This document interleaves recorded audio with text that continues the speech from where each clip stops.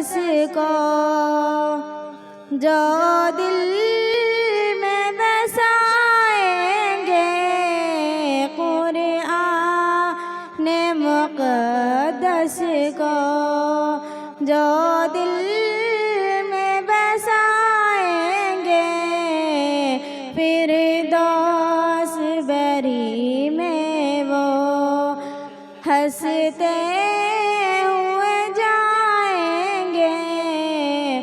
कुरान मुक़द्दस को जो दिल में बसाएंगे, कुरान मुक़द्दस को जो दिल में बसाएंगे, फिरदौस बरी में वो हंसते हुए जाएंगे। फिरदौस बरी में वो कुरान की बरकत से महफूज बदन होगा।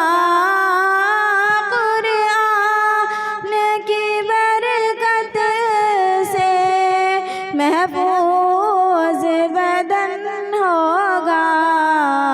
कब्रों में ही जन्नत का वो लुत्फ़ उठाएंगे।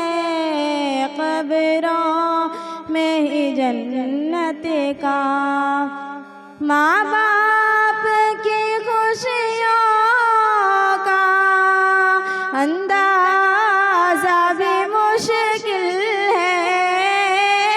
माँ बाप की खुशियों का अंदाज़ा भी मुश्किल है। सूरज से कहीं रोशन जब ताज वो पाएंगे, कुरान मुक़द्दस को।